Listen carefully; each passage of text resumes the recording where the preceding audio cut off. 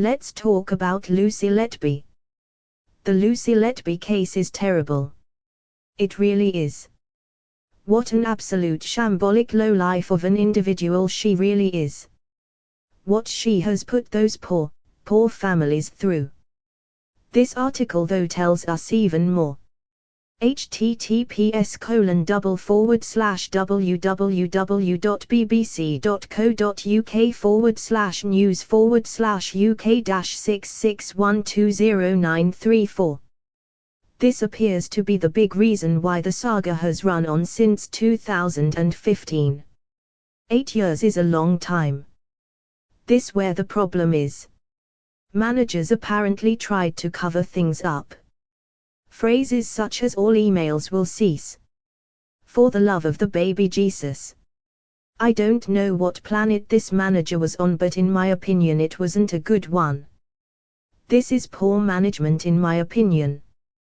The NHS has a reputation for it. Trust me, this would not have happened had I been in charge.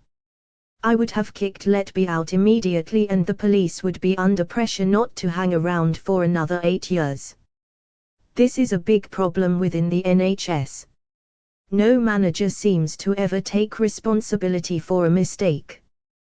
But it's not just the NHS either. It's the whole of the public sector in the United Kingdom. Something is clearly wrong. Let us use another example. A head teacher commits suicide over a poor Ofsted grade. The school is reinstated and suddenly gets a better grade.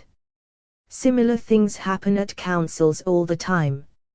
Even senior government is not exempt. A prime minister breaking lockdown rules and having parties, for example. It seems to be one rule for them and one rule for the rest of us. Sure, there are inspectors. For health it's the CQC. Let me ask a question about them and Lucy Letby. Where were they? A quick Google does not reveal intervention. For education we have Ofsted. I mentioned them above. I'm sorry, my own opinion is that something is wrong here. For the police etc. we have McFers. I have had a look at their website. In my opinion they write nice enough reports on their website, but they so not seem to enforce. Things seem to stay the same. This site logs a lot of issues with police officers. https://ukkuruppolice.com. I do not see McFers getting involved, and if they have I can't find anything about it where I should be able to, which is a quick review of Google. The way I look at it is this. The public sector costs hard-working people an awful lot of money in terms of the tax they pay. Corners appear to be being cut left, right and center, and not a lot gets done or noticed until something high-profile happens. Then there are a few words said, but then it fizzles out. The good hard-working private sector chap is cheated. He often has to deal with people in the public sector that are not really capable of doing their job.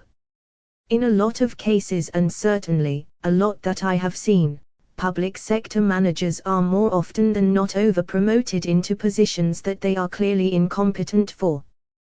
They wouldn't take care of these positions in the private sector. I do believe that a great many public sector workers are only working there because they cannot obtain work in the private sector because they are simply not good enough to work in it. The only other option for these people is universal credit. This clearly cannot go on. I would like to see one hardcore inspectorate with teeth, good budget and statute backing that can inspect any part of the public sector at will and take immediate action on any matter.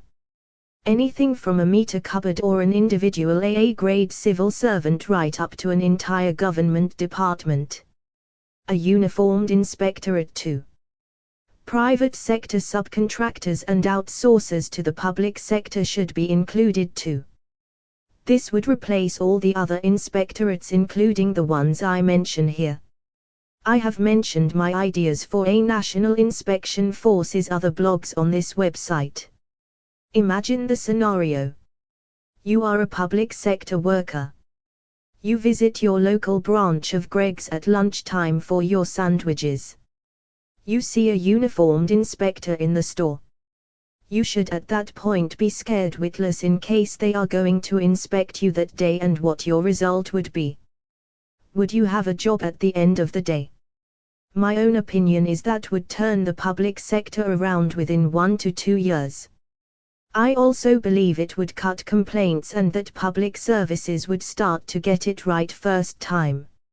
Every public sector worker, process and service should be acceptable and accountable and operate without error or fault. The biggest thing this Letby case tells me is that the time for the entire reform of the public sector is right now. The country cannot wait for another scandal in another part of the public sector, as there have been too many. It starts at the bottom with an AA grade, the lowest civil service grade, fiddling a quid or two on expenses or pilfering a notepad from the stationery cupboard, and goes right up to the top in the form of rule breaking and parties during lockdown at 10 Downing Street, and in the middle we have shocking cases such as Letby. It happens every day and it costs the taxpayer every single day. The taxpayer does not get a refund. Accountability and visibility across all levels and parts of public service needs to increase, and the time for it is right now.